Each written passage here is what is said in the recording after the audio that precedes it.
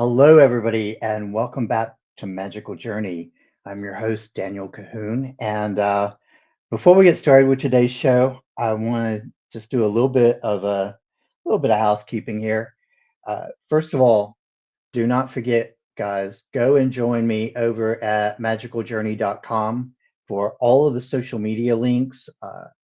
There's a good contact link there to get in touch with me if you want to share your paranormal experiences with me. And of course, there's also the link to reach me for readings. I do readings now, as you all know, and also the most important link on there to Magical Merch, the merch shop there. So please do go over there and check all that out. You can find me on Facebook, obviously. There is a page for Magical Journey and the Paranormal Files. And there's also the group for Magical Journey where I have a lot of stuff that I do on there, posting supplemental material, videos, photos, articles related to the content that we're currently working on and doing. And you can also find the shows that are current as they're posted. Now, today, I have a follow up to one of the pieces that I did recently on the Trenny Gibson case. This follow up is incredibly important because I have with me Laura Riste, and she is very much informed about the sorry, something just fell off my desk. Um, about the Trenny Gibson case, and I'm going to bring her to the stage in a moment and have her talk to you guys. But I just want to like put you guys in the mindset of what we're talking about today. So Trenny Gibson was 16 years old when she disappeared in the Great Smoky Mountain National Park in it was October the 8th of 1976. She was with 40 students altogether. Uh, was on that trip that day, and in the midst of all of these people, she literally vanished without a trace. So this case has been labeled as one of the top five of the big ones for the Great Smoky Mountain National Park. And I am going to bring Laura up to talk to us further about this. All right. Hey, how are Hey, you? great. How are you? I'm doing well, thank you. And thank you for joining us today. Oh, it's my pleasure. So, give us a little bit of about you, maybe promote your social media and website. I understand you have a website devoted to the Trini disappearance. Yes, I do. And it can be found at Canadian girl spelled GURL 77, or you can check me out on my Facebook page at Searching for Trenny. And can you just like give us a little bit of a rundown on who you are, a little bit about your story? Sure. Well, I kind of grew up in the middle of nowhere. Farming, ranching community, prairie as far as the eye could see, and my folks were farmer ranchers, and I was an only child, and I learned to read from a fairly early age. I was reading by the time I was 3, 4 years old, and when I got to be around the age of 7, going on 8, the case of Adam Walsh was in the forefront when I was growing up. That's that little boy that disappeared in Florida in 1981. And his dad was Adam Walsh, who later became America's Most Wanted and so on. Anyway, that was the big case in the forefront when I was growing up. I grew up in the 80s, and it was the stranger danger and don't take things from strangers and don't talk to strangers, don't go anywhere with a stranger, all that. I can also remember vaguely the Johnny Gosh case in Iowa in 1982. And my mother sat me down and told me, there are a lot of bad people in this world, but not all adults are bad. But you still shouldn't talk to people that you don't know and don't take things from them and that sort of thing. My mother also read a lot of true crime books. Like we had, we had books about Ted Bundy in the house. There was a book or two about Charles Manson. Um, when I was little, the Clifford Olson case, he was a serial killer that preyed on children in British Columbia. Mm. That was on the news. So that was another thing that I grew up hearing about. My mother also was a subscriber to True Detective magazine. That I'm not sure if you can still buy it, but that magazine with the cheesy covers, there was always a half-dressed female being held Oh yeah, against yeah, her yeah. will. Yeah, yeah. Anyway, my mother used to buy those, read them, but she'd hide them from me because she didn't think I was old enough to, peruse things like that. But when I was about 7 or 8 years old, we used to get this pamphlet at school every year, usually in June.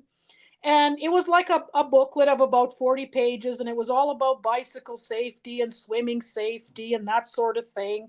Of course, don't talk to strangers. That was part of this little pamphlet. There was an instruction sheet on there about how you should have a password if you went with an adult or whatever. They should know the password. But my favorite part, for lack of a better way to say it, about that booklet was there was about 4 or 5 pages in the back, and it was all about missing children and teenagers from Canada and the US. And I used to read that thing cover to cover. I had to get help with some of the bigger words because I didn't know what they Mhm. meant or whatever. I can remember sitting down with my dad, and my dad had a trucker's atlas, and my dad would look up some of the places where these abductions or disappearances happened, and then we'd measure, how far that was from where we lived and all this and whatever. And the younger students would have a different version of the booklet from the older students. And I had a really long bus ride on the way home, so I used to trade booklets with one of the older kids because they had different missing persons in them. And she thought I was kind of weird after 2 or 3 days of this, and she's like, "Why don't you just keep it if you like it that much? Why don't you just keep it?" So, um, Wow. and that's kind of where I got started. I was just fascinated by these kids, these teenagers, their stories, what happened to them, what could have happened to them. One of the ones that stands out the most is the Uden case in Wyoming, and that was actually solved about 12 years ago. The stepfather had murdered the two little boys, Mm. Oh but wow. they disappeared with their mother in 1980. Mm. And I remember my mother reading that with me when I was, 7, 8 years old, and she read this, and they disappeared on their way to meet their stepfather, and the stepfather and the mother had divorced. And my mother read this, and she said, "Yeah, I bet you the stepfather, had something to do with it. But, Mom, if you're listening to this, you were right." Exactly.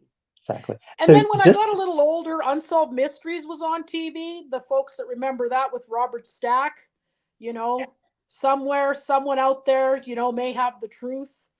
Um, Join me for another episode. And I always did every Wednesday night at 9 p.m. Although, even yep. though I couldn't sleep very well after it was over, Thursdays were always a little rough, but especially if there were ghosts or something like that on the episode. Yeah. And the person that I'm going to talk to you about today, Trenny Lynn Gibson, her father actually wrote a letter to Unsolved Mysteries and tried to get her case on the show. I actually have a copy of the newspaper article where he hoped that they would pick up the story and air her case. Mm. Unfortunately, though, they did not. Yeah. So just to clarify, what do you normally do as a full-time job? I'm a chef manager at a retirement home. I've been in the hospitality industry since 1993, and I'm a professional chef. I graduated from culinary arts in 2001. So you don't normally, you're not like a detective or. Oh, heck no, no.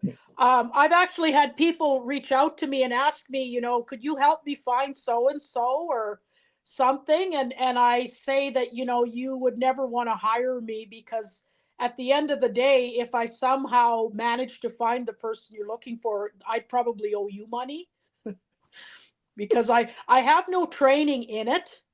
I just if I can pick and choose cases, I would be interested in potentially pursuing it. And I'm also fascinated by genetic genealogy.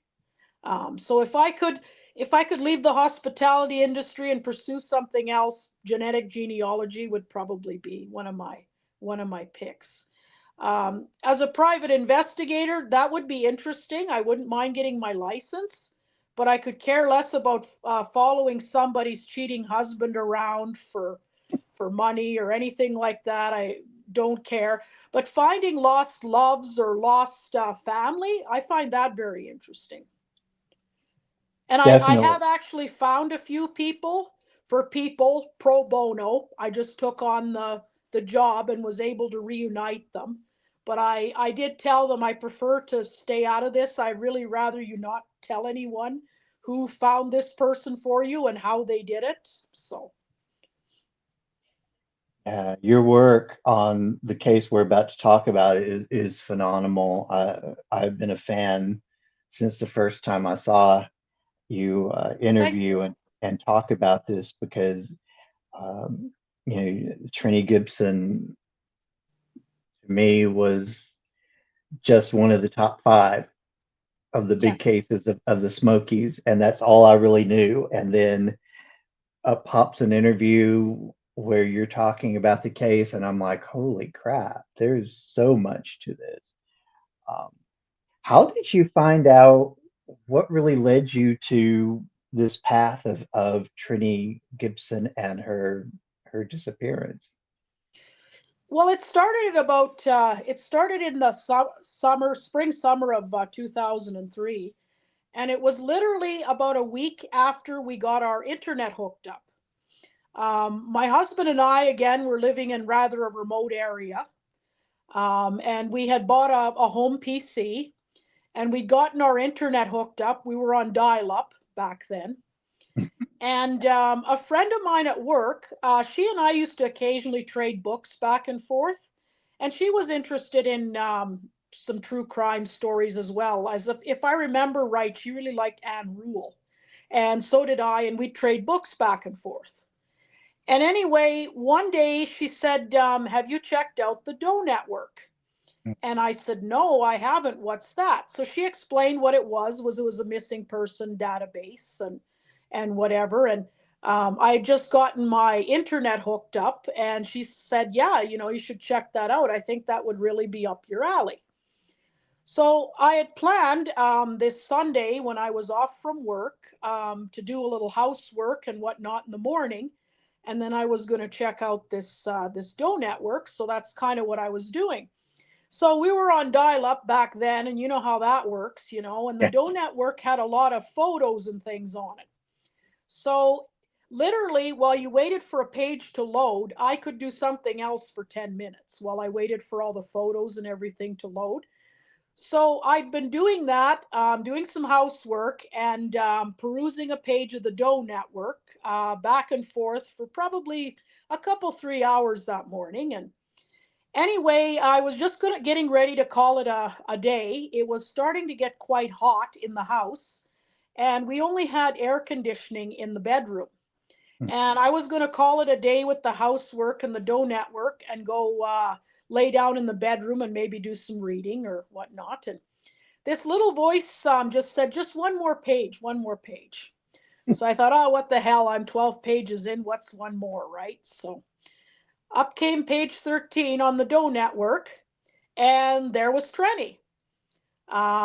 She was in her junior year picture, and I understand the photo had been taken literally the day before she disappeared.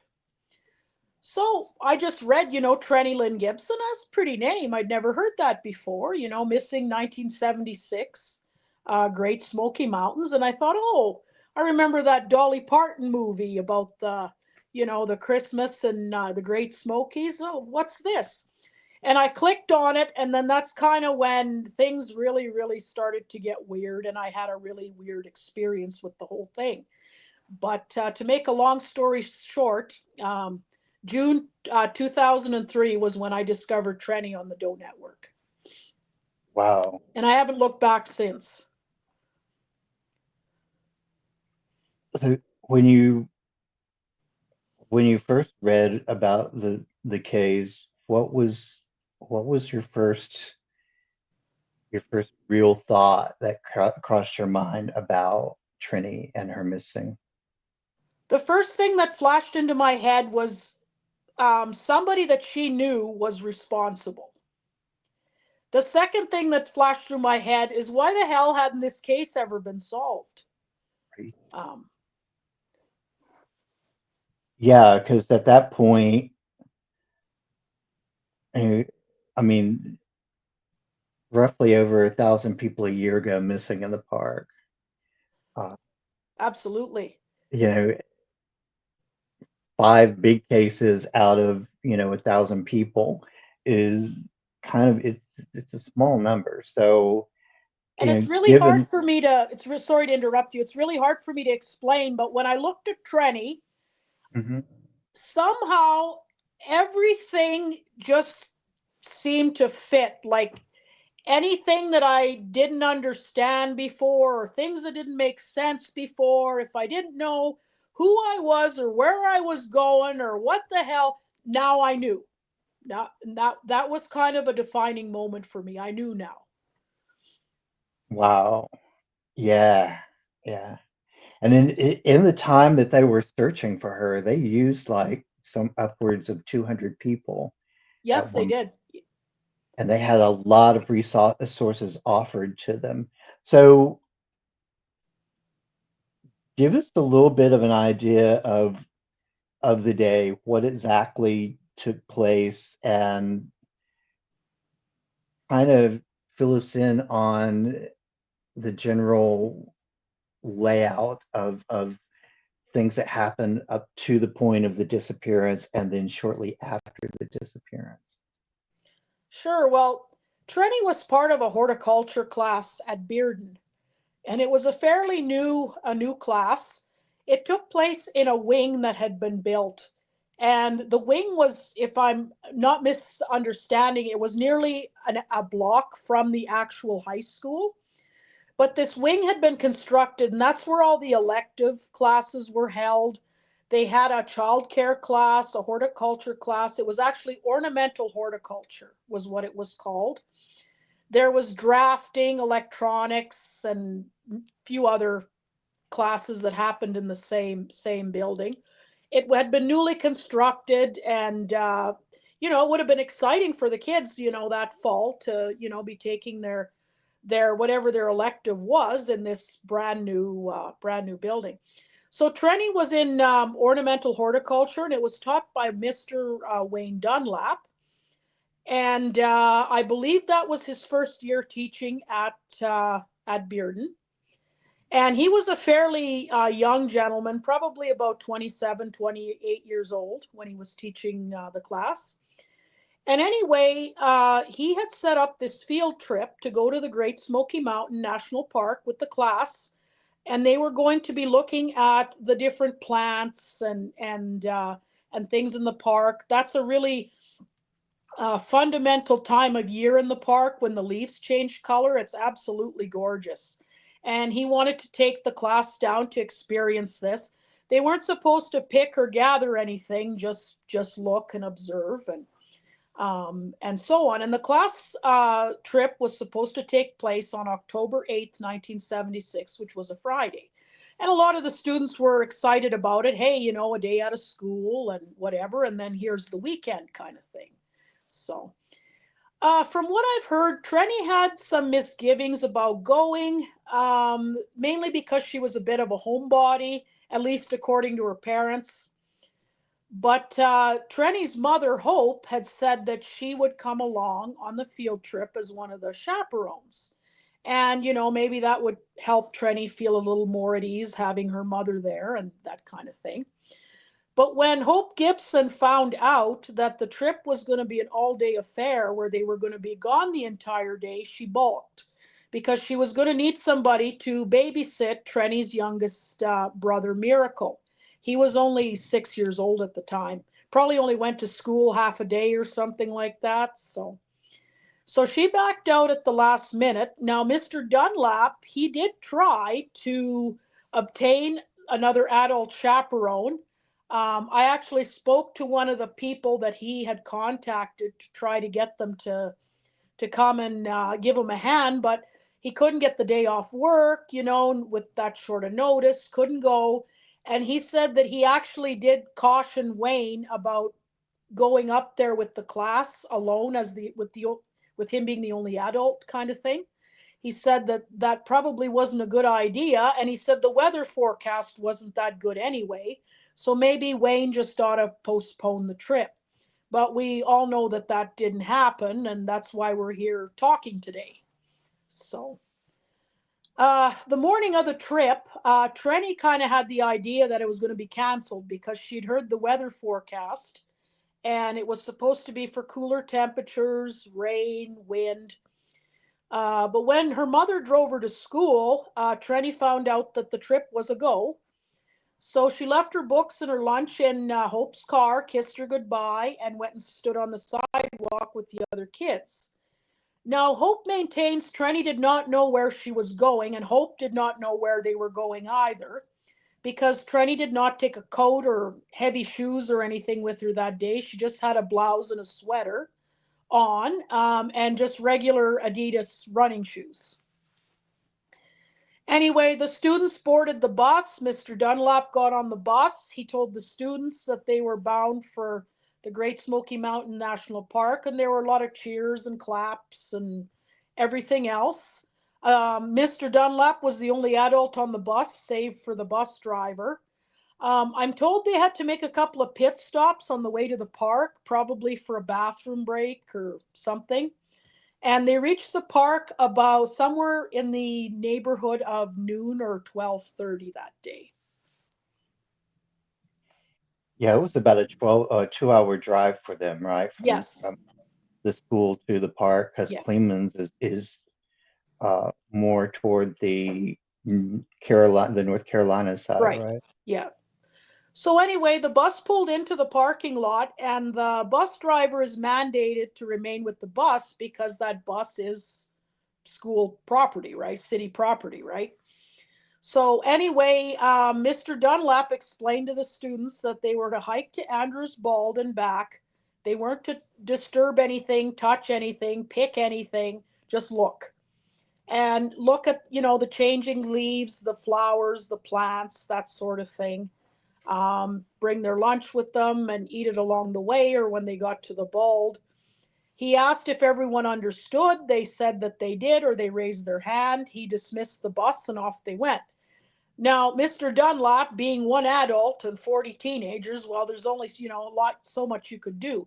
He did try to organize the students into groups, and have maybe an older one with the younger ones or something like that. But they all kind of took off and they just hiked as fast or slow according to their ability, and off they went. Now, the night before, Trenny's brother, Robert Gibson. Now, there are a lot of Roberts in this story, so I'm going to refer to Robert Gibson Jr. as Bob. Bob had asked his friend, Robert Simpson, who I'll refer to as Simpson going forward, if he just wouldn't mind keeping an eye on Trenny, making sure she was all right, because as we know, Hope didn't come along on the trip and whatever, and Trenny hadn't been there before. And Simpson had said that yes, that he would do this. He would be up for the task. So he and Trenny had ridden on the bus together that morning to the park, and then she and Robert or Simpson, sorry, they hiked to the Bald together. According to Simpson, nothing was amiss. Trenny was fine. She was laughing, joking around, that kind of stuff. They got up to the bald and they ate their lunches. Trenny couldn't finish her sandwich, so she fed it to Simpson. She was cold at one point, having just a blouse and a sweater on. So Simpson took off his brown and orange plaid, one of those CPO jackets that was popular in the 70s, and gave it to Trenny to wear to keep warm. And then this is where the story starts to get kind of convoluted because all of a sudden now, Robert Simpson, even being tasked with looking after Trenny, stated that he stayed up on the ball to look to track a bear. And Trenny seems to leave his company and head back to the bus herself. And she walked with various groups of students along the way that were walking back down to the bus as well. None of them reported anything odd or strange. They just thought that she was walking a bit fast. But it was nothing alarming or anything to be concerned about. And with one group that she walked with, in fact, the last group that remembered seeing her, they sat down to rest and they said, "Yeah, sit with us." And she said, no, she wanted to keep going. So they sat down on a rock and watched Trenny leave and walk further down the trail. And one of the girls said she seemed to stop, Trenny did, crouched down and looked to the right at something, and then it looked like she left the trail. So when this group of students got back on their feet and started walking on the trail, this girl actually stopped in roughly the location where she thought Trenny left the trail and called out her name and looked around for her. And she said that she couldn't see why anyone would get off there. Like there was nowhere to go. It just went uphill. There's just trees and everything. And she said there was a little bit of a stream there and it made the bank slick. Um, she didn't think, anything was really amiss though. She just carried on with the group and they went back to the bus. And then, of course, when they got back to the bus and roll was called, it was found that Trenny was missing. Hmm. So when the part that I find very interesting about this is like if you look at pictures of that trail that they were on, it's like literally one side, as you said, goes up, Mm-hmm. you know, a hill, and then you look down, and there's like the other side is just going straight down. There is Right. like no, uh, there's a lot of laurel Mm-hmm. there, a lot of thick underbrush, Right. a lot of trees, and so there's not a whole lot of opportunity, you know, to just go walking through there like willy nilly and not if you don't know Right. where you're at. Um, but Trini apparently saw something that caught her eye because she kind of bent down and Mm-hmm. was looking off to her right, and then she just like there was nothing after that. She just kind of it's like she stepped off the trail or whatever, but she's gone. There's like there's no Trini, there's no trace of Trini. Uh, Probably because of all the underbrush, it would have been hard to Right. distinguish like footprints at that point. Um, So no, anyway, the students are gathered back at the bus, and there's not nobody's completely alarmed yet. They just thought she was late or something like that. So Mr. Dunlap, he went to go search, and he got another student to help him. Another student named Danny Johnson. He was sent back to the boat to see if he could find any trace of Trenny. Mr. Dunlap himself hiked to Double Springs and back, and he said that he saw small size Adidas tennis shoe prints on the trail. And this actually does show up in the search report from the National Park Service that he did see these footprints, but then they're never mentioned again. It could be with the colder temperatures, the rain, the wind, they were obliterated. But Mr. Dunlap claimed to see these small size tennis shoe prints, and he believed they were Trenny's. and they were heading out to Double Springs. I believe that would have been the Appalachian Trail. Mhm. So anyway, Danny Johnson hiked to the Baldwin back. He did not see Trenny, no sign of her, nothing. Um, Mr. Dunlap, when he came back from Double Springs, and he had seen these footprints, but nothing else, and Danny, having seen nothing, they then decided to get on the CB and alert the park services, and then a ranger came. And Mr. Dunlap decided to send the bus back to Knoxville with the students because by now they were alarmed and they were cold and hungry, and a lot of them had gotten wet in the rain that had started when they were hiking. So he decided to remain behind and assist in the search for her. So the bus headed back to Knoxville, and it was pretty scary because in those days there were no cell phones or anything. You had to fan out to call people. But anyway, the school, Bearden High, knew that there was a missing student, and this had gotten out to the parents that a student was missing. So when the students arrived at the school to pick up their children, there was a panic among them because they didn't know if it was their child missing or whose child was missing or what was going on. And this is another gray area as well because there's a gap in the story here. We don't know exactly what Trenny's plans were when she was to arrive back at Bearden after the field trip. We don't know if her mother was going to pick her up, her brother was going to pick her up because he was home on leave from the Navy, if she was going to find her own way home, what was happening.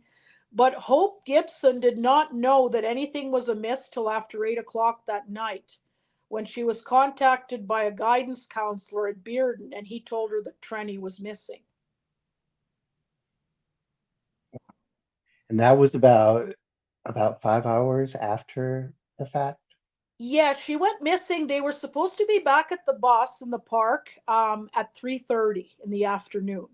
So she'd been missing since 3:30. So about 4.5 hours Mm. um, before that she was made aware that anything was amiss. That's very interesting because until just now, I was not aware of the fact that she had no plans for the return home. No, my folks, if I hadn't been home for dinner, they would have been calling my friends. They would have called the school. Probably the U.S. Cavalry would have been involved by 8 p.m. They would have turned the school inside out looking for me. I don't know why she was so passive about it. It could be something as simple as, Trenny was going to find her own way home or she was going to go somewhere after. Maybe she had to work that night. I don't know.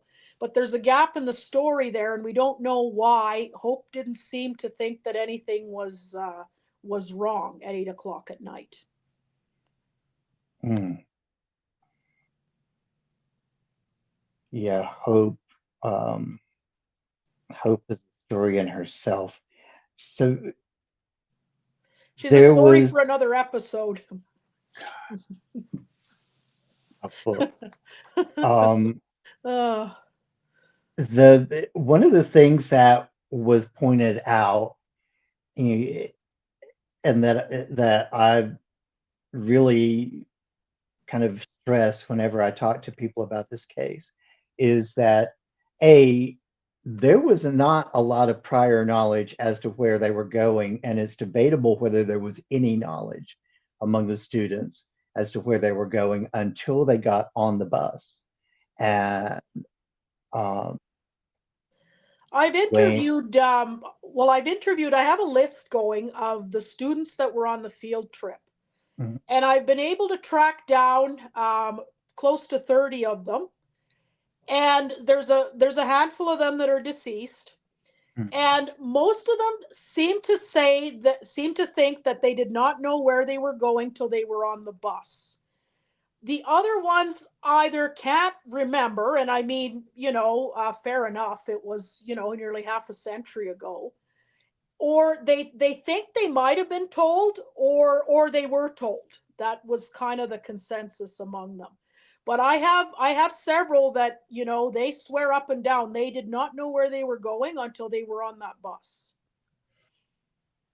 And this is important to the case because there was one point where several of the students swore that there was a car that was following the bus.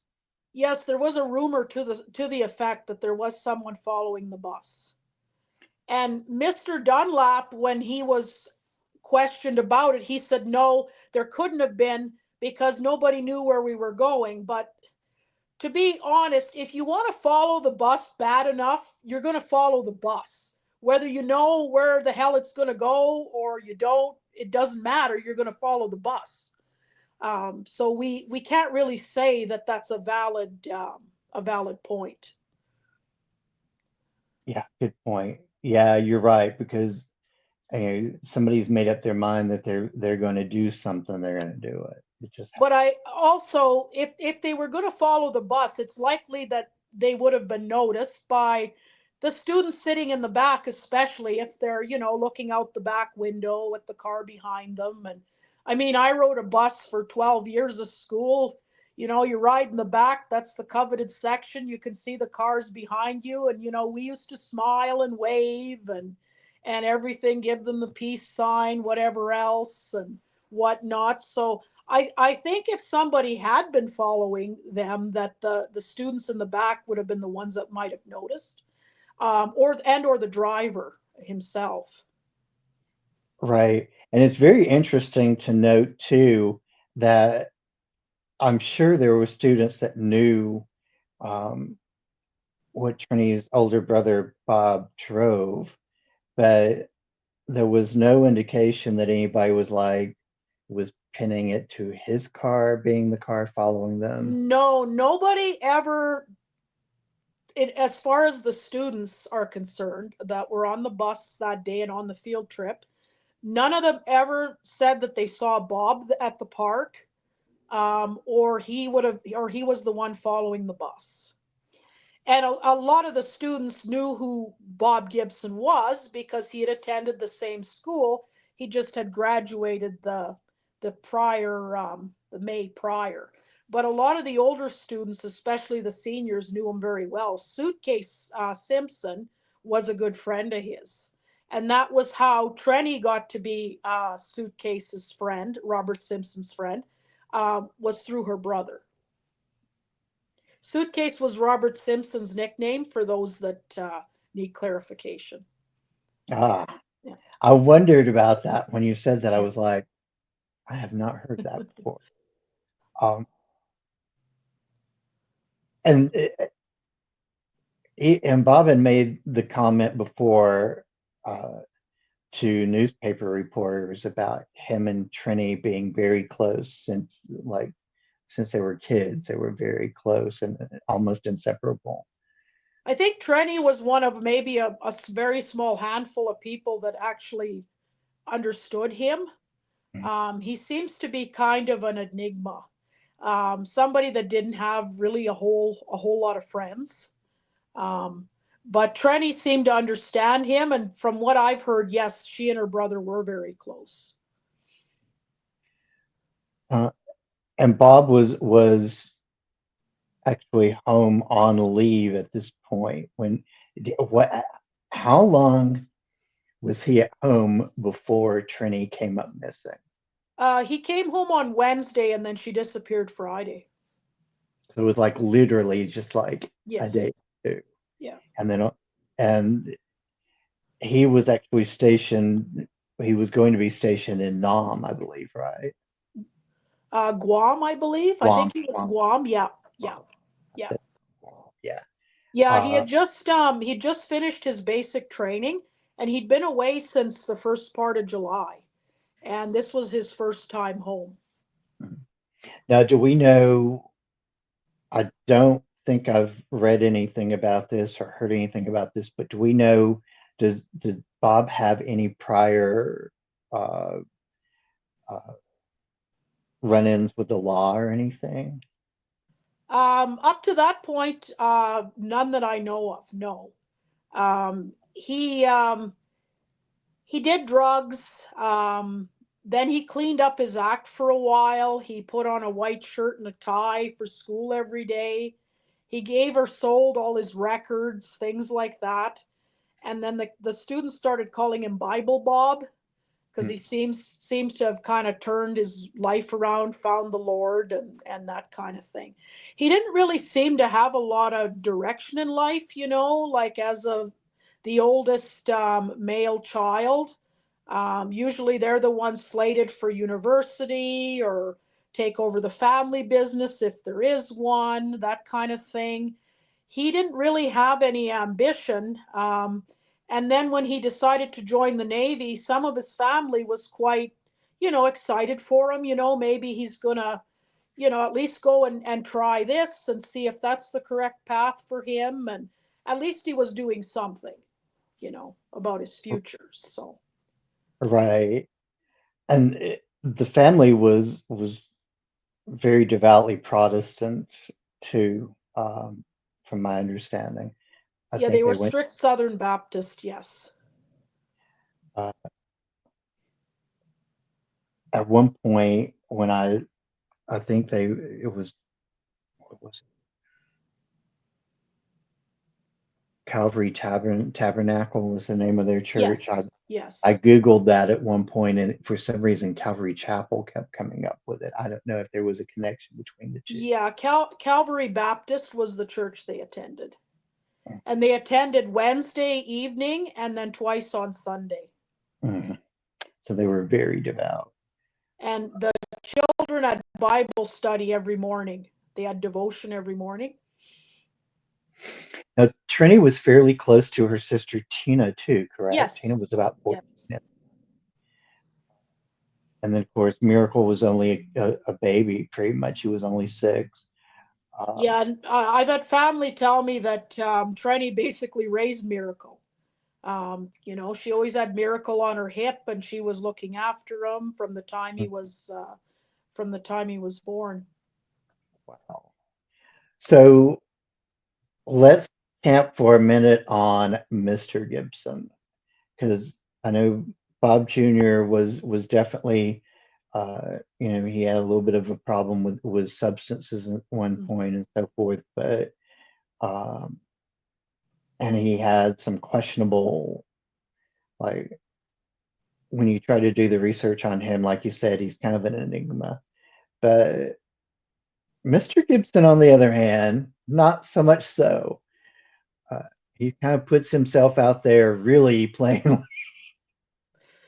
Well, I kind of one thing that I kind of had to laugh too is if you look in Mr. Gibson's obituary. I don't know if I sent you a copy of his obituary, but that's totally fine. I can do it later. But it mentions that he played for the Pittsburgh Steelers. And what was interesting about that is my husband's quite an avid sports card collector. And I read Mr. Gibson's obituary and I thought, wow, he played football. I had no idea. So my husband and I spent the better part of an evening going through, because my husband has books with the players' rosters and the trainers and the coaches and the whole 9 yards, digging through all this stuff, trying to find out when the hell Mr. Gibson played for the Pittsburgh Steelers. And long story short, he did not. Mm, Why you would put that in your obituary is beyond me, because anybody that wants to, research it, it really isn't difficult to find out that, you're full of shit. right. But it's in his obituary. I don't know what kind of person does that. Maybe somebody who has narcissistic tendencies. I don't know, not a psychologist, but that was one of the strangest things I've run across. Yeah, it's kind of weird. It's very weird. The obituary usually is kind of it is dependent on the feedback from a lot of family members or a predominant family member, like an aunt, uncle could very well be the person supplying a lot of the information. But yeah. And then, of course, he also had ties to politics. Uh, He claims he does. I don't know how strong the ties were. He claims that he worked for Jimmy Carter at one time, and that's possible. Jimmy Carter was a farmer mhm. for a long time before he became governor of Georgia, and then went from there. And actually, he just passed away here about a week ago. But Mr. Gibson claimed to have ties to him as well. Yeah, I think at one point he said there was an article that listed him as uh, a lieutenant colonel or something like that with the Carter administration when he was a governor. Well, and apparently he was an Eagle Scout, and there were a few other things too. I know that Mr. Gibson was in the Boy Scouts with a troop. I don't know what his ranking was, but I was told by a family member that he actually had taken money from the Scouts and used it for his own whatever. And to me, there isn't really much worse than stealing from the elderly or a bunch of little kids. Right. So, With his demeanor, this is where I kind of raise a red flag with him. Tell me a little bit about what your perspective is on just how he was perceived as a person with the family and people who knew him. well, Hope Gibson's family, they did not care for him at all. There was an incident when Hope and Mr. Gibson were fairly newly married. Apparently, they had gotten some land from Hope's side of the family, and they were living on it down in Polk County, Tennessee. It's kind of in the southern part of the state there. And Mr. Gibson somehow got this idea. There was a couple of house trailers on the property, and they lived in one, and they used the other one kind of for storage. And Mr. Gibson somehow got this idea that he was going to defraud the insurance company, and he was going to set fire to their house, their trailer, and burn it down and collect the insurance. But it was kind of one of those insurance scams, like where you move the good furniture and the good dishes and everything out, and then you torch the place and try to collect the insurance money. Well, the insurance company wasn't born yesterday. So Mm. naturally, he got caught. Hope Gibson's family was very upset, as they should be, and basically told them to leave. So they moved away from there. There was another incident that happened early on in the marriage of Hope and Robert Gibson Sr., where there was a bank robbery. But it was an inside job. Nobody was held at gunpoint or anything like that. It was an inside job, and $10,000 was taken. And Mr. Gibson ended up doing jail time for that one. Mm. That's interesting. I did not know about that part either. The Gibson family moved to Chattanooga, and they lived there for a time. And then in about 1967, 1968, they moved to Knoxville. And Mr. Gibson had been a salesman in the past. I believe he sold sewing machines at one point, and he was quite successful at it. And when they moved to Knoxville, he had a job with Malter International, and they manufactured and sold industrial chemicals. And he was working there when Trenny disappeared. He was director of personnel, and his job kind of required him to travel, usually a couple weeks out of every month. What would you say his relationship with Trenny was like? From what anyone has told me, she and her father were relatively close. If her father was away on business, he brought back little gifts for Trenny or her sister Tina, usually jewelry, because the girls were quite crazy about jewelry. Um, he said that Trenny was very bright, loved to read, like she'd always read the newspapers and magazines that came in the mail. hear about current events and things like that. He definitely had good things to say about her. She was responsible, had a good head on her shoulders, that sort of thing. Um, the only thing that I've heard about Mr. Gibson, aside from his rather some of his dirty dealings and white collar crime, was some people were just creeped out by him. They thought he was rather sleazy. Um, he was one of those people that really thought highly of himself. Um, and he tended to, I mean, you've seen pictures of him with his whiskers and everything else, and he was a very heavy set man. And he also tended to wear like a rather loud colors. I mean, I know it was the 70s and things like that were popular then, but he tended to, like, dress in bright colors or patterns or things like that. And yeah. Hmm. From what I've heard, he did strike Hope on occasion. He did hit her. He was abusive. I've heard that. I've heard some people say that he was a bit of a skirt chaser. Wow. So pretty questionable in some ways, obviously. You mentioned jewelry, which is a very key point in this case because there were some things that with Trini that day uh, that came up in other people's possession. Right. So Trenny had a comb, and everyone, always said, "What about this comb? Is this, combs are a dime a dozen?" No, they weren't. Trenny Mhm. had this Stanley comb, and it was a nice heavy one, and she always had it in her jeans pocket. And her mother had bought one for her and one for Tina, from a door-to-door salesman that sold, products like Fuller brushes or whatever.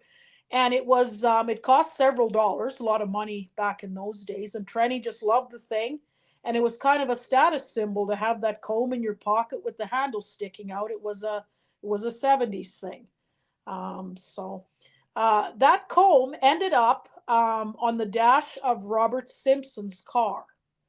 And it was Trenny's brother Bob that spotted it there. And when confronted, Robert Simpson said that, Trenny had just given it to me to hold for her, like to look after it for her, kind of thing. And he'd been combing his own hair with it, and it was all kind of wound up in the comb. Hope Gibson said Trenny would have been absolutely aghast to see her comb like that. But Mhm. um, the other thing now was Trenny's ring. Trenny had a star sapphire ring, and it was worth in the neighborhood of about $600. And Trenny's jewelry was valuable. She got it for birthday or Christmas gifts. I understand the ring was something. Some sources say she bought it herself out of her savings for $600. Some sources say that it was given to her by her parents. But it was valuable. And after Trenny disappeared, this ring, someone heard through the grapevine that a girl in the sophomore class had it. Wow.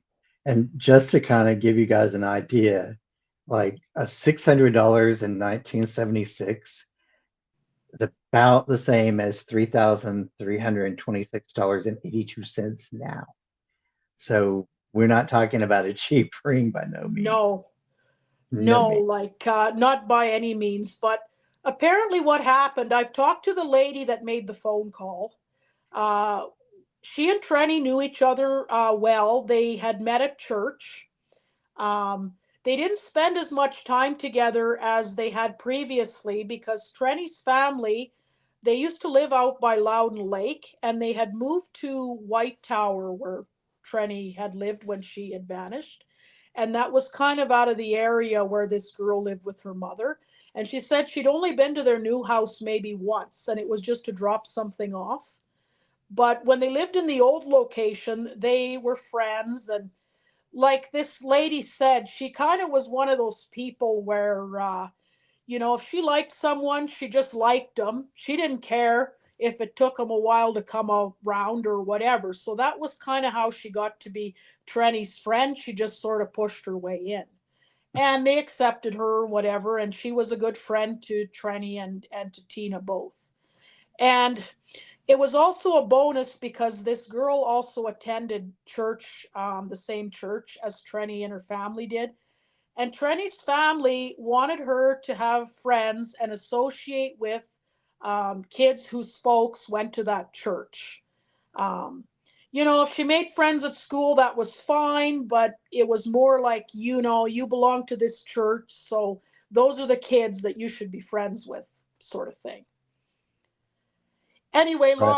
long story short, this girl's mother found out through the grapevine somehow that this girl in the sophomore class had Trenny's ring, and she was really upset about it. The mother was, and she and her daughter came up with this plan where the daughter was going to phone the possessor of the ring and try to talk to her, find out where she got it, how she got it, that sort of thing, and then try to convince her to give it back to the Gibsons because that was the right thing to do. So this girl did that. She got on the phone and called her up and said, "Hey, like, how did you come across Trenny's ring?" And it was a long drawn out conversation, but the girl would not give up how she got the ring. She let on more that Trenny had given it to her just to kind of keep for her to hold on to, that sort of thing. And this girl said, "Well, you need to give it back to the Gibsons because that's the right thing to do." And she said after some talk about it, the girl did agree to do that, but she did not. And there was some other things that kind of a grocery list of reasons why. Uh, And the person that had the ring, if this was the case, as my father would have said, it didn't do her any good because she passed away more than 20 years ago. oh wow, yeah, yeah. This story just gets more complicated by the minute, and I've known that for a while, but yeah. Um, there were some other things that Trini did not take with her that day Right. that was worth noticing or taking note of because they tell a lot about what Trini most likely was not prepared to do that day. Well, Trenny was particular about her fingernails. So she had a nail file and nail polish. Um, she had a couple $100 at home in her dresser drawer. She had a close to $1,000 in the bank, and none of that was touched. Like she had her savings book for the bank and everything that was left at home. The nail polish and nail file, her purse. She didn't take anything. She might have had some change in her pocket, to buy something to drink or whatever if the bus stopped. But aside from that, she didn't have anything. None of her clothing had gone missing with her except what she had on.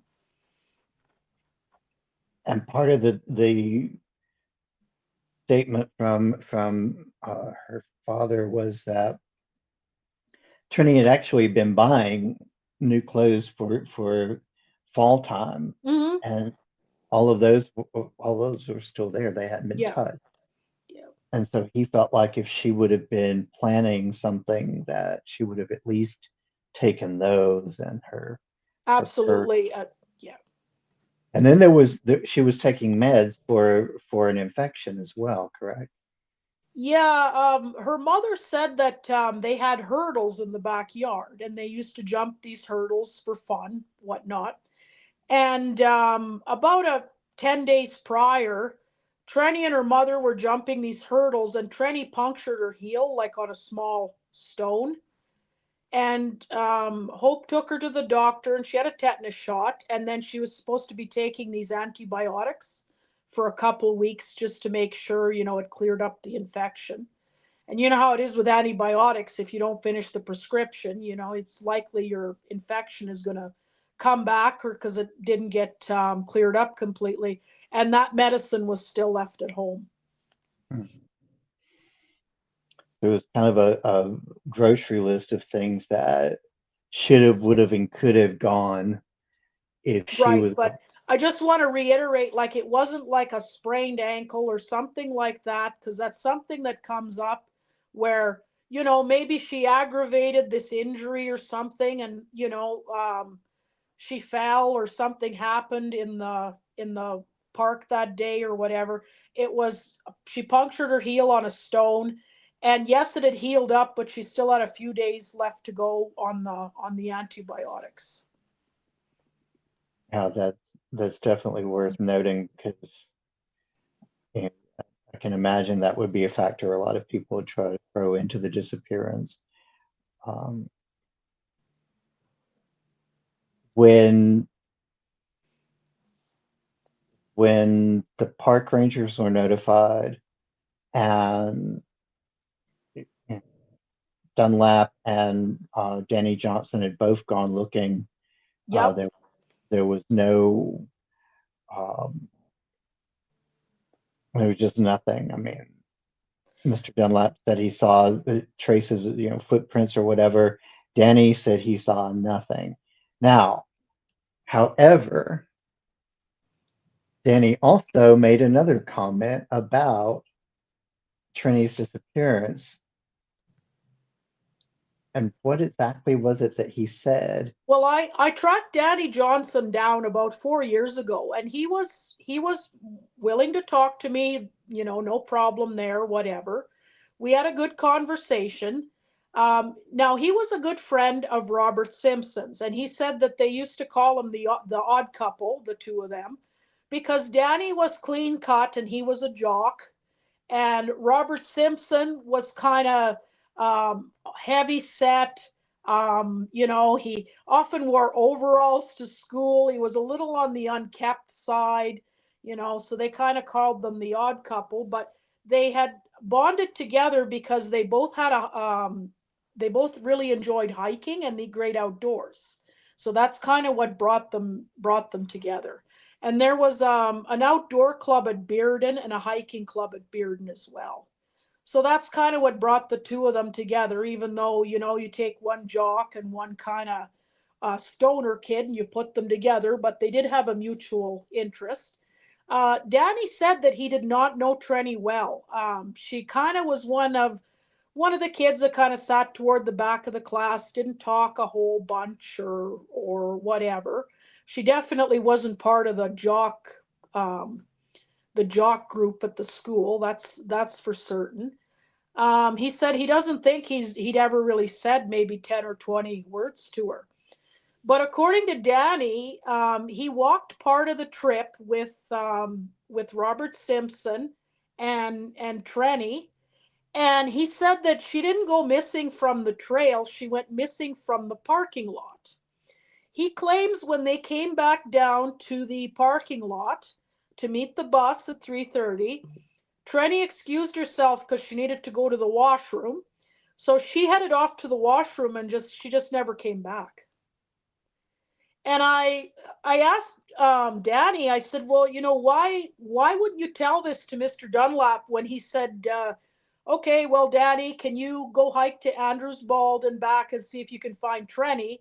Why wouldn't somebody say, well, she went to the washroom? Like, wouldn't that be the first place you'd go look? Send one of the girls or something to see if she's all right, if anything happened." And he didn't really have a conclusive answer for me.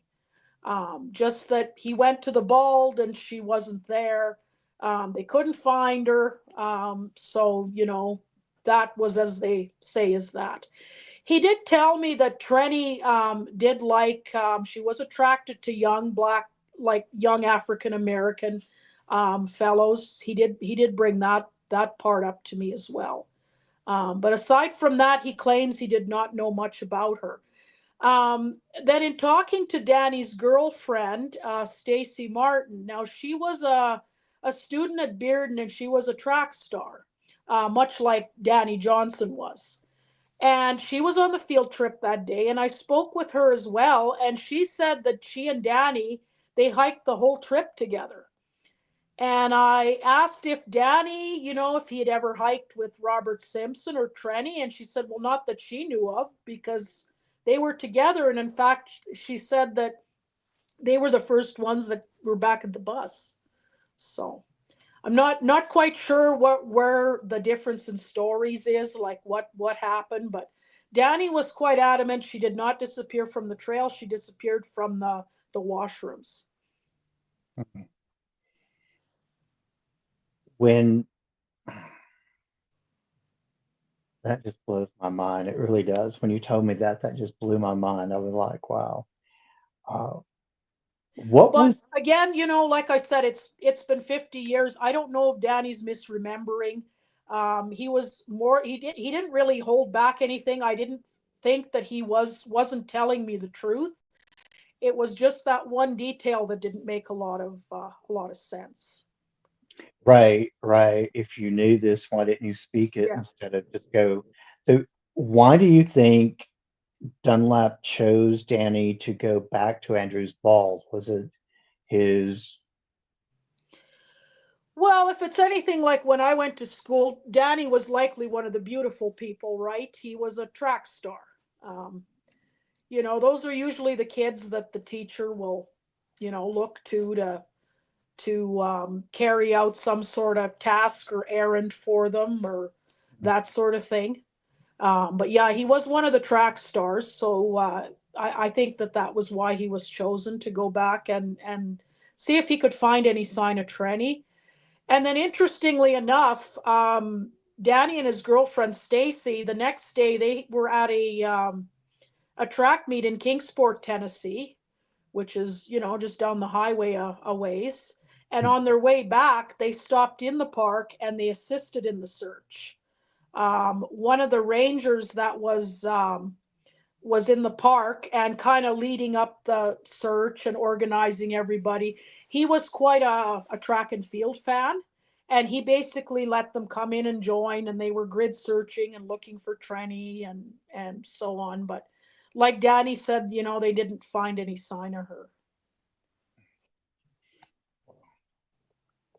and at that point, they were kind of they had been trying to work around bad weather. They'd been Right. doing a lot of stuff. Uh, Well, the weather was ridiculous. It rained and then it froze overnight, so it was frostier than fuck, pardon my French. And it was slippery, and one of the searchers fell and he cracked some ribs, and thank heavens that's all that happened. That would be great break a hip weather sort of thing. And then the helicopters were having a terrible time because of the fog. They had to wait till that could clear to take off and search. And then the beautiful fall leaves, like the orange and red and brown leaves. Well, Trenny disappeared wearing an orange and brown plaid jacket, so you can imagine trying to right. look for that in this, in the leaves, which are the same color. It's pretty difficult. um, in those days, I'm not sure that they had, like heat penetrating radar and things like that, and whatever. I don't think that technology had come about yet, so they kind of just had to work with what they had. But the Friday night and the Saturday, the weather was just ridiculous. And we're talking about they had that was U.S. military personnel and copters that they had. There were park rangers and park personnel involved in the search. Um, what were some of the other organizations? I forget. Were the National Well, Guard had yeah, the not? National Guard, they had searchers out from North Carolina, South Carolina, everywhere, Kentucky. They had the Red Cross out. They had Dr. Lash and his team to, treat any injuries or anything like that.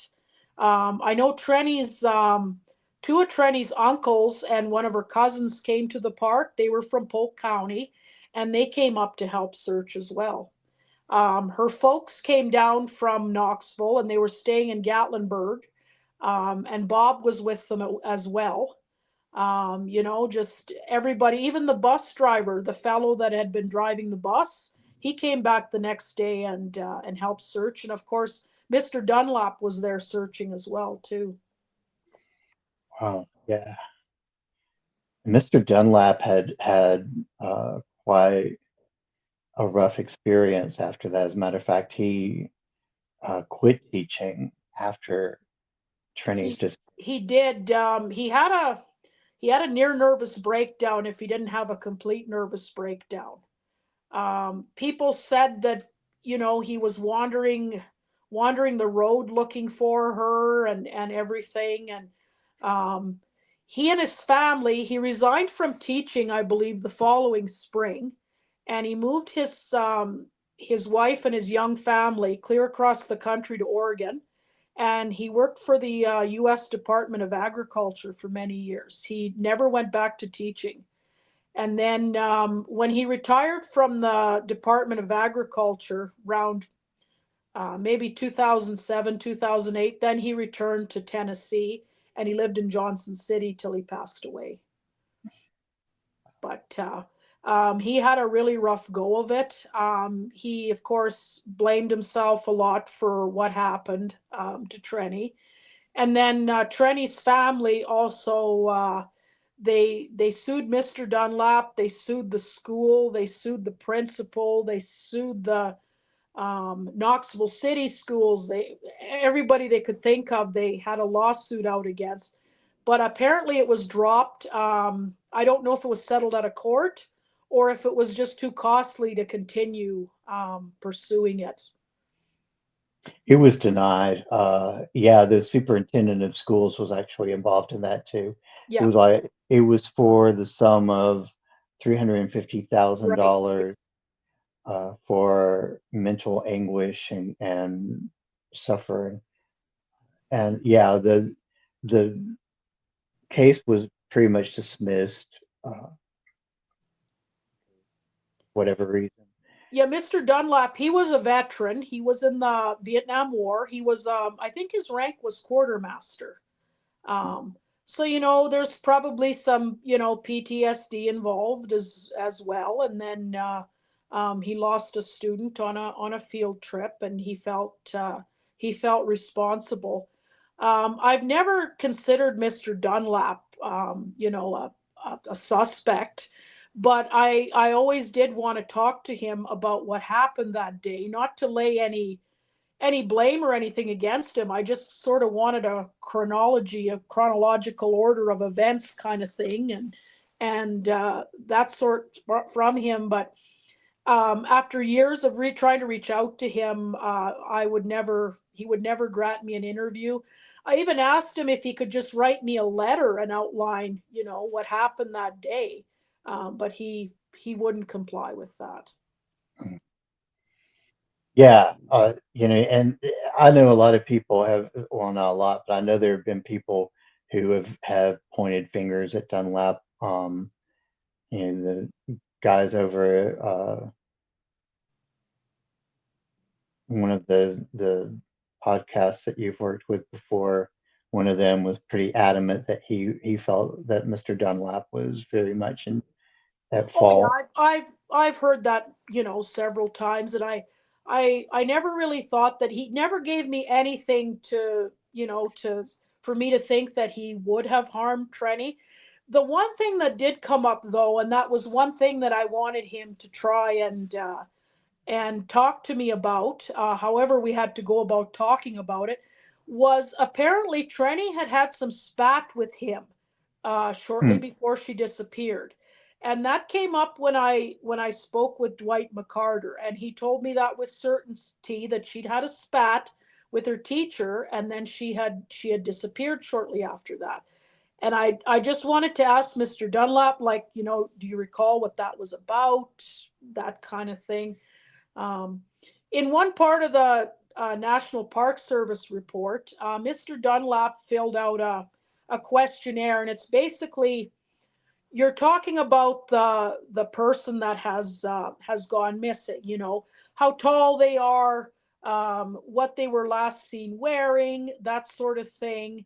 And there's a part in there where you can describe the missing person's demeanor. You know, whether they're quiet or outgoing or whatever. And Mr. Dunlap marked the box that said aggressive. And yes, so that was what I wanted to ask him about was, what sort of thing happened, like did you guys have a little bit of a tiff, and if you can recall what it was about. And it could have been something as simple as, Trenny saying, "Hey, Mr. Dunlap, great field trip. I'm my hair's soaking wet, my shoes are soaking wet, and whatever, and it's cold out here, and whatever, great day to come up here, kind of thing, and whatever. Can I like go sit on the bus? I'm freezing my ass off out here." It could have been something simple like that. We don't know. Yeah, aggressive is kind of an interesting way of describing Trenny. So then Rennie that's never struck me as really a person that would buck authority or anything. The only way I could maybe, if there was something very very amiss, she's standing up for herself or something. But we don't know if it was just, she was saying that she's cold and wet and can she go to the bus, or maybe that somebody was bothering her on the trip or something like that. And I don't know. yeah, because there's some questionable stuff about how Trini may or may not have gotten along with some of her classmates. Right. And I want to so you have already mentioned this once with Danny Johnson saying that Trini had particular fondness for young men of color. Uh, So that's what he told me. Of course, I already had kind of, figured that out. He just kind of just confirmed something that I already knew. And I mean, it was something that wasn't accepted in 1976. It was a very taboo subject. And sadly, folks that were attracted to someone of color, well, they were met with ridicule and everything, but the kitchen sink, really. Um, so we do know about Trenny and Calvin Bowman, and I had known that those two were, friendly with each other, long before I was able to get a hold of Calvin Bowman finally and be granted an interview with him. I had figured that those two were seeing each other and they got caught, and that was why Hope had shot him instead of Hope's version of the break-in story.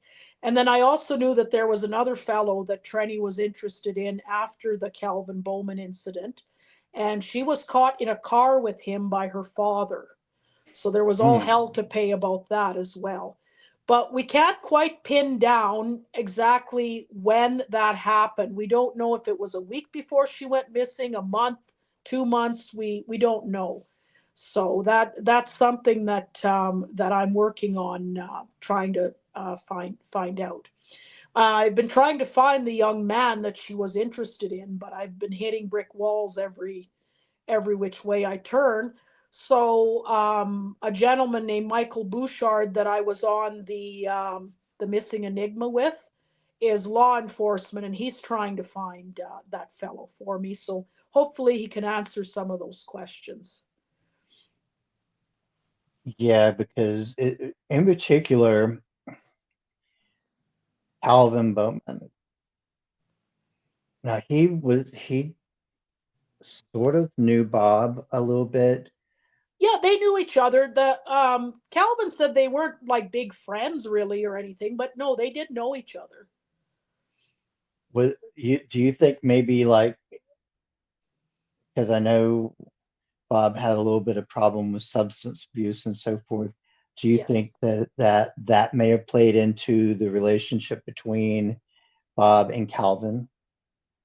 Potentially.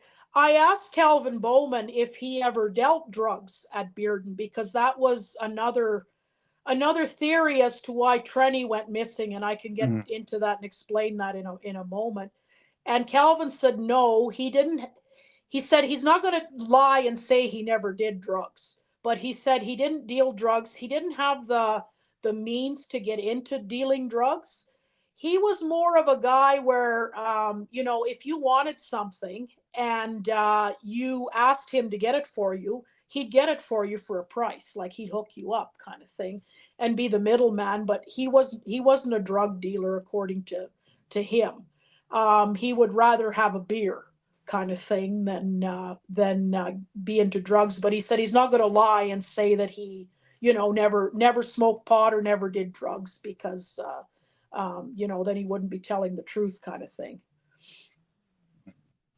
You mentioned that there was a bit of a backstory there with Trini. Well, one of the theories of why Trenny went missing, like you've probably heard me talk about my friend Jim from Kingsport, Tennessee. Jim attended East Tennessee State University in the early 1980s, and some of the alumni there were previous Bearden alumni. And Jim was friendly with this group of girls, and once they, realized that he was a safe person to talk to, they started telling him things about Trenny's case. One of them believed that Trenny was murdered and then buried up on Mellinger Death Ridge, if you know where that is in the park. The other one said that Trenny was murdered as a result of a retribution type of thing. So what she claimed happened was that when Calvin Bowman rather, went to jail after he broke into the Gibsons' house and Hope shot him, it stemmed the drug flow into Bearden, with Calvin being gone. And a lot of the kids were upset by this, because they couldn't get their stuff, or they had to get it elsewhere, or whatever, because they didn't have Calvin Bowman to hook them up anymore. And she claimed that she'd heard that that's why Trenny went missing, was because people were upset, because basically she took Bowman away from them and had him put in jail. Mm, wow. And there was a whole thing with the break-in, and that's a big story in itself, because there's Hope Gibson's version of what happened. Well, I never completely believed Hope Gibson's version, because in order for that to work, number one, Calvin Bowman would have had to have been a complete idiot. I'm sorry, there's no nicer way to say it. Who the hell do you know gets shot by a homeowner outside and then comes in the house so they can finish the job? Like, it just makes no Right, sense, really. right. The second thing, part of it that didn't make sense was, um, I had spoken to a neighbor of the Gibsons who coincidentally still lives there in the same neighborhood in the same house. Hmm, And she had told me that she remembers the night that Calvin got shot, because she and her husband were in bed and they'd heard a gunshot, and they woke up and they went to see what was going on or whatever, and it seemed to be coming from the Gibson house. And she and her husband knew the Gibsons really well, and Trenny and Tina were their babysitters. And she said a little while after she heard the gunshot, she saw this young black man limping down the sidewalk, moaning, "I've been shot, I'm hurt, I've been shot," or whatever. She said that she had gone downstairs and she was kind of standing on their front stoop watching this, or whatever. Calvin limped away, kind of thing. So, um, in Hope's version, this young black kid shows up on their lawn and he's drunker than the Lord and he's hollering for Bob and whatever. And in her version, then he seems to just go over to Trenny's window, whereas, seems to know why he's there, but he goes over to Trenny's window and there's a scuffle and whatever. And when he stuck his foot out by the planter box, she was standing in the upstairs bathroom in the bathtub, and she took her pistol and she shot him in the foot. Then in her version, or Calvin Bowman rather, climbs into Trenny's window, gets in the house then. Trenny goes running down the hallway, white as a sheet, asking for help. And Calvin comes out of Trenny's room with his arms raised, and she said that she spared his life because, he belonged to somebody, kind of thing. And then the authorities were called and took him away. But in Calvin's version, the one that I believe is true and correct, is he and Trenny were seeing each other. This had been going on for about a month or so, and she would tell him when it would be safe for him to come over. Usually it was when her father was out of town or something like that, and it would probably be safe for him to come over, and she'd leave her window unlocked for him. So he would get a ride because the neighborhood that he lived in was quite a distance from where Trenny lived. He would get a ride from a friend, come over to her house, access her room through the open window, spend time with Trenny, and then leave again. But then you see, her mother got wind of this. There was something going on or whatever. So when he came over that night, she was upstairs, in the bathroom with the pistol, waiting for him to come over, and then that's when she shot him. And we don't Wow. know if there was an exchange. Maybe Trenny tried to warn him and say, you got to get out of here. My mother's suspicious or whatever. Maybe she told him that. I don't know. But when he got to her window and stuck out his foot, that's when Hope shot him. Yeah, there's so many things about Hope's story, about him and some other things actually that kind of make me raise my eyebrows a little I bit mean, there. there's no guide or anything like how to survive your child going missing. I mean, there's no user guide or anything. Everyone's different. It's kind of like grief. Grief affects everybody differently. And Right. this goes part and parcel with that, and it's the same sort of thing. But there are some things that Hope did not want made public. She did not want people to find out about it, and I'm sure that this is one of the items on the list Definitely. of it all. Was Trenny was attracted to young African American men, but I'm sure there's more, and that's why she has gone silent, was because she did not want that brought out to the public. And that's too why she downplayed, Trenny was not dating. She was not doing this, not doing that. And it was more like Trenny was interested in dating. She was interested in young men. They just weren't the young men that you wanted her to go out with, kind of thing. So she had to do it on the sly. Yeah, as a matter of fact, at one point, Hope was quoted as saying that Trini didn't have any boyfriends, and if Trini did like somebody, he would have never known it anyway, Mm-hmm. and made reference to, excuse me, a package that was still in Trini's closet Right. that Yeah. she That shirt that she bought for somebody, somebody. yeah, and never gave it to them. Yeah. Uh, there was so Kevin gets shot, or Calvin gets shot. He winds up in court. He gets sentenced, and he did something that is pretty typical of most people Yeah. when something like that happens. He opened his mouth in court and basically said, I'll be back. I'm going to get you, kind of thing. Yeah. And this was one of the things that people pointed fingers at him about in regard to Trini's disappearance. Calvin was no saint. I'm not trying to say that he was. I mean, he was involved in things after Trenny's disappearance. He did time in prison for sexual assault. He had some other issues, like DUIs, things like that. The guy was no saint. But in talking to him, he did seem to have some kind of wonder and remorse for, what could have happened to Trenny, like whatever became of her. And, it kind of, I don't think he did anything to her, and I don't think that he's the reason that she disappeared. um they were seeing each other. That wasn't considered proper back then.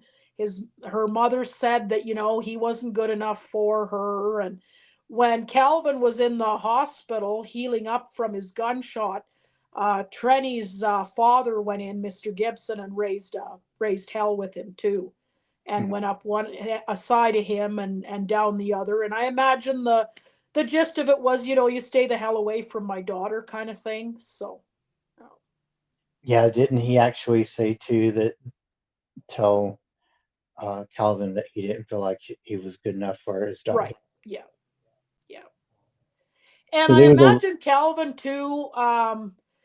He probably felt like Trenny should have come clean to her mother and said, look, um, we really like each other, everything. We've been seeing each other, that kind. He probably, wished she would have tried to stick up for him a little more than she probably did. Not that it would have necessarily, done any good, but um, it kind of was what it was. But he seemed to genuinely, wonder what could have happened to her. I don't think that he went to the park that day. He did not have the means to get there. Like, he didn't have a right. vehicle. He would have had to have had somebody drive him, or he would have had to get somebody to loan him a vehicle. And then there would have been the problem, if he had been seen as well. um, and even more so if he had a driver and the driver had been seen also. I'm not saying it absolutely couldn't have happened. I'm just saying it doesn't seem likely. And didn't the principal even state that he knew for a fact that Calvin was at school that day? Well, because Calvin was often in trouble, and he admits this himself. He wasn't trying to gloss it over or anything. He said he spent a lot of time in the principal's inner office. So Mr. Frank Hall, the principal at Bearden at the time, he had kind of an inner office. So if you were being a badass or whatever in school, then that's where you sat and you did your work, so that somebody could keep an eye on you. And he claimed that that's where Calvin was. Wow. But Bearden didn't have the greatest attendance taking policy.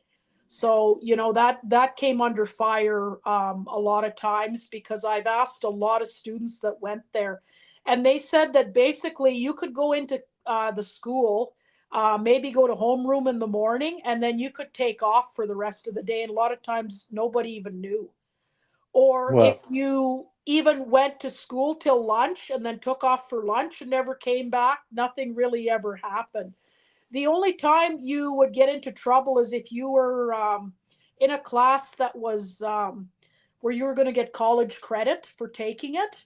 Those classes were monitored very hmm. carefully to make sure that you attended. So if you were attending one of those, then they were pretty careful about making sure that you were there. But if you didn't, well, it was kind of, loosey goosey. And do we know how Bob felt about the relationship between Trenny and Calvin? That I don't know. Unfortunately, Bob Gibson Jr., he died in 2000. So he's somebody I've never been able to talk to. And I've reached out to, in trying to figure out Bob's side of the story. Bob had two ex-wives, and both of them are deceased. One died in 2005 and one died in 2009. And he had two daughters. The older one I've reached out to, she didn't have a lot to tell me, and she didn't want to have much of anything to do with Bob's side of the family. So Hmm. I suspect something happened there. So I didn't press the issue. I thanked her and let it go at that. I reached out to her stepfather, And he said that his wife did not talk to him anything to do with the time she was married to Bob Gibson. It was never discussed, so he assumed it was a sore subject and kind of just left it as what it was. And then they went on to have a couple of sons together before she passed away in 2005 of ALS. And then Bob had a daughter, a second daughter. And it was interesting because the first daughter knew the second daughter existed. The second daughter did not know Bob was her father, and she did not know that she had a half sister. Wow. So she was raised by, I believe, an aunt and uncle raised her. And she's very nice, very forthcoming or whatever. I said, I really am sorry to you have to find this out from me kind of thing. But she said that both of her parents were addicts. Hmm. So, and in fact, when Bob passed away in 2000, he was only 42 when he died. He had just finished an outpatient, I should say, program at the Veterans Hospital in Asheville for addiction. So the struggle was definitely real for him. And then Yes. there's Tina, the uh, younger sister. I did get to talk to her once before she passed away, and she struggled with addiction her whole life as well. One of her daughters grew up in foster care. The other one, she lived with Tina. She's passed away. The daughter, the second daughter, she grew up in foster care. I have reached out to Tina's second husband and talked to him, and he's told me like whatever he knew. Again, he thinks the Gibson family are pretty odd, But by the time he and Tina were married, it was around probably 1990. So he, I don't think he said he ever knew Mr. Gibson. It was just Hope that he had met. Mr. Gibson was kind of out of the picture. Mr. Gibson and Hope Gibson, they divorced. I want to say 1982, 1983, somewhere in there. And then Hope went on to marry three more times. And I believe Mr. Gibson, he married twice more. I've been able to track down one marriage, but not the other. So there it could be he just married once more. I did reach out to family of his second wife because she's deceased, and basically what I've been told was they did not know Mr. Gibson well because they were already grown up and out of the house. All they really knew about him is when he had married their mother. He had a lot of health problems. So And then there's the baby of the family, Miracle, who yes, my understanding is like he was only 6 years old when Trenny went yeah, missing. yeah. He Uh, was he was. In fact, he just turned 6 in September. so he wasn't like really in the know about a lot of the details of the case, most likely. No, no. Um, Um, Basically, Hope and Mr. Gibson and Bob, they went up to Gatlinburg and they stayed up there while they were searching for Trenny. And then Hope's sister Flossie, she came to their house in Knoxville to stay there and help, with the kids, Miracle going to school and everything, Tina, and basically just hold the fort down. hmm. Now, Flossie was the one that kind of had a little bit of a run-in with Robert Simpson too, right? Well, according to Flossie, Robert Simpson kept coming by the house and making a literal pest of himself because he seemed to think that it was his job to screen their phone calls for them. And she didn't know what he was doing or why, and, asked him several times to stop. And then when he wouldn't, she had to tell him basically to get the hell out, kind of thing. But yeah, he was over there literally screening their phone calls, and she thought that that was really, really odd. Yeah, he did several things that was questionable along the lines. I mean, just the fact that he had possession of Trinny's comb was quite questionable. But And I then, hear this a lot, like Trenny did ride in Robert Simpson's car a few times. Could the comb not have fallen out in the car? That kind of thing. Well, we do know she had it on the day that she went on the field trip, so the chances of that happening are probably, it wasn't then that it happened. If she lost her comb in his car, it happened sometime before that. But we know that she had it the day she disappeared. At least that's what Hope Gibson maintains. Um, the other theory is she was wearing Robert's coat. Could she have put the comb in the pocket of his coat? Absolutely. But that would mean that unless the comb fell out on the trail somewhere and Robert picked it up, in order to get the comb, he would have had to have gotten his coat back. yeah, and there's no indication that that happened. No indication, no. When last seen, Trenny was said to be wearing that coat. The only other theory that comes up in all of this is she was maybe accosted by a small group of students at some point.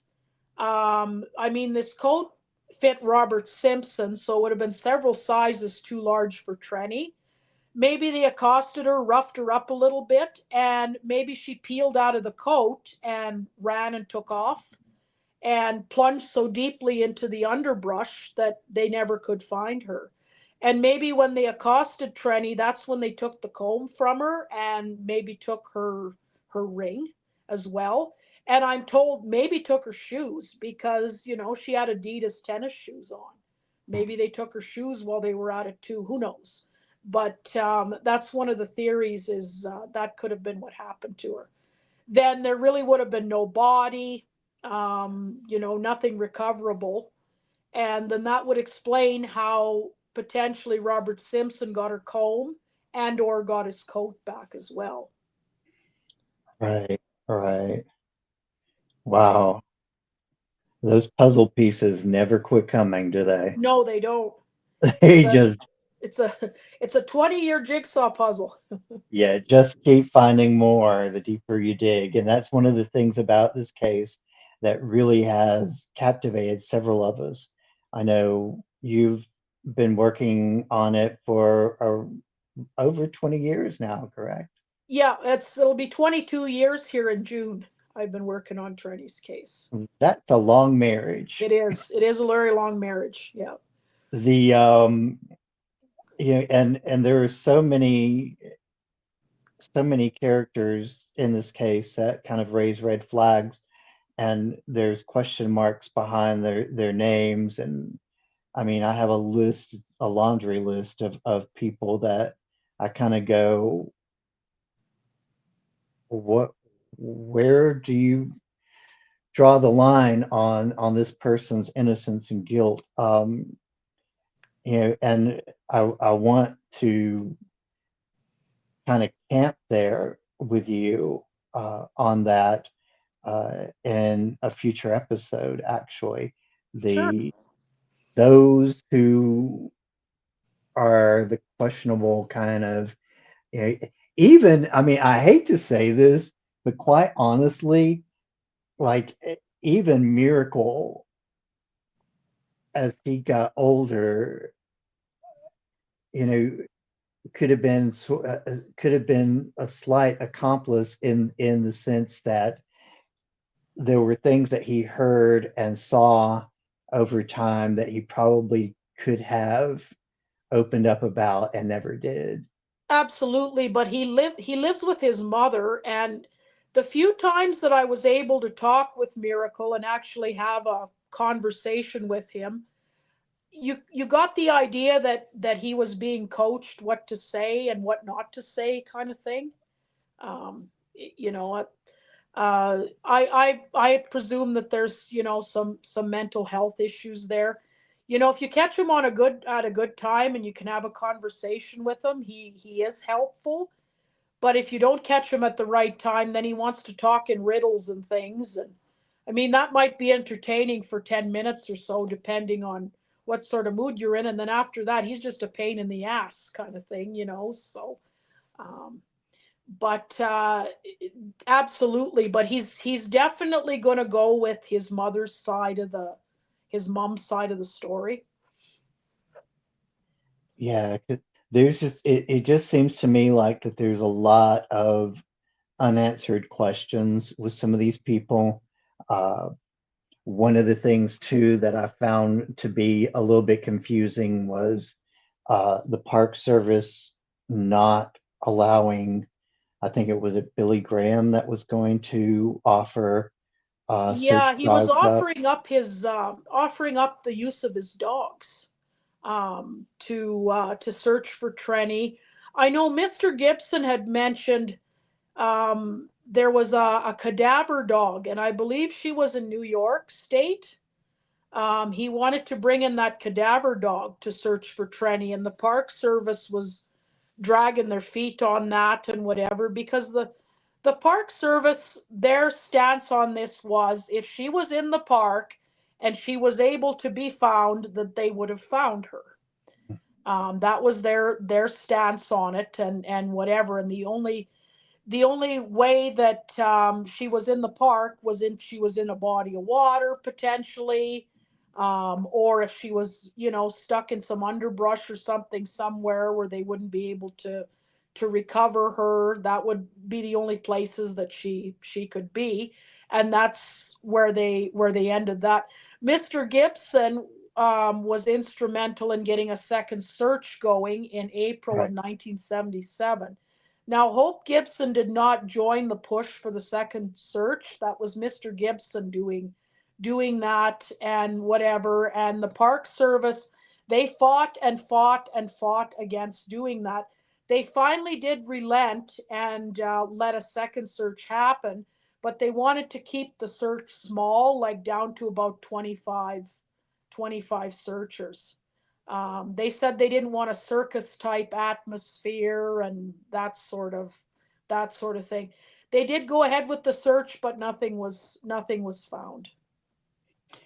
Right. And there was a lot of, I know the FBI eventually got involved with the case also and did a lot of things, had a lot of speculation. As a matter of fact, one of Mr. Gibson's biggest uh, complaints was, and one of the reasons why they left Gatlinburg to go back home was because they were getting frustrated because all they were getting were a lot of theories and no proof or no real evidence as to what had happened to Trenny.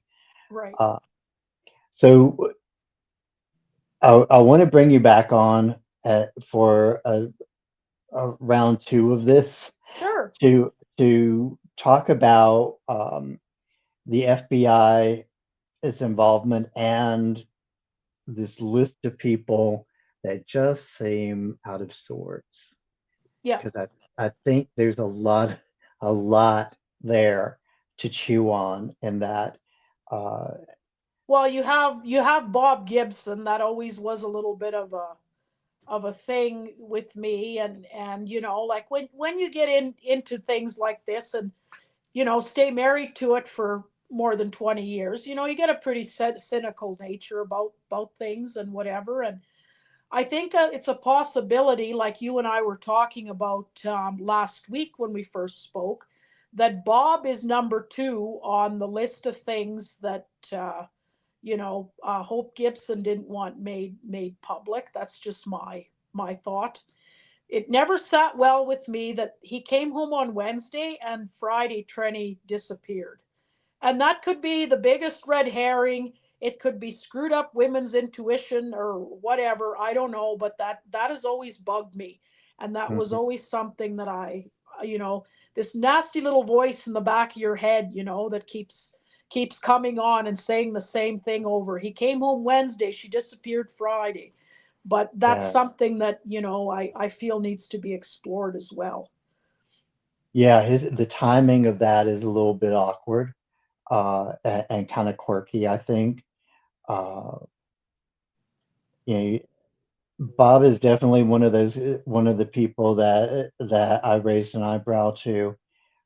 And, I can never really find anyone that was actually, a good friend of his that might be willing to talk to me.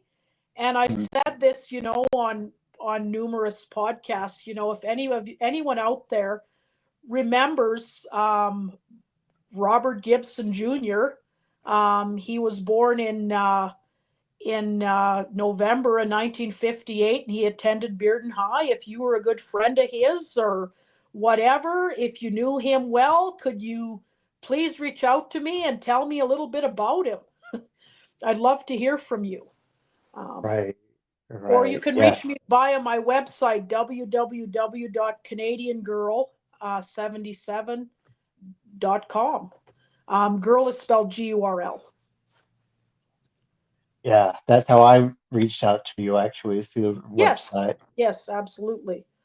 So like I said, I'm gonna have you back on again. We're gonna discuss a little bit more in depth about some of the people involved, the FBI. I I kind of want to touch base a little bit on the idea that I threw out to you about The uh, Yellow Deli? the Yellow Deli and the connection there. I just found out that they have one of their closest restaurants there's one in Chattanooga, but there's also one in Pulaski, Tennessee. Oh, really? Okay. So both of those are fairly drivable distances from Mm-hmm. the trail. Uh, I'm gonna go on and pull you off for a bit and close us out, and then if Okay. you will hang out for a minute, Sure. um, we'll have a brief discussion before after I close out. Okay. Absolutely. Sounds great. All right. Thank you so Thank you much. so much. It was a pleasure being here. Always, always is a pleasure to talk Yeah, to you we'll about do this it. again. Absolutely. All right, guys, there you have it. Laura Riste. And I gotta tell you, when we talk about this case, it's overwhelming, but not to the point where I feel stressed out, which is really good. Um, this case is in depth, it is tangled, there's riddles all through it, there's questions all through it. This is one of the reasons why this case has been so monumental and has my attention so harsh at this point. You know, as many years as it's been, and there's been no really solid answer as to what happened to Trenny Gibson. Uh, so we're going to continue working on this case, searching for answers, and I will have another episode with Laura coming up. I want you guys to do me a favor, like, share, comment, and if you have not subbed, because I have a lot of folks that are watching my videos that have not subbed to me yet, please go ahead and smash that subscription button. And may your journey always be magical.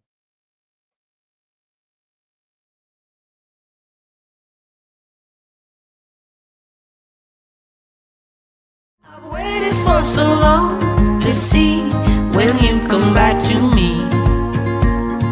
Through the wars and battles that were lost, we're born again, it's you and me.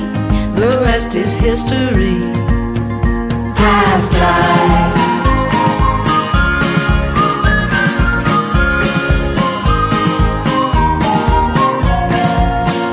Past lives.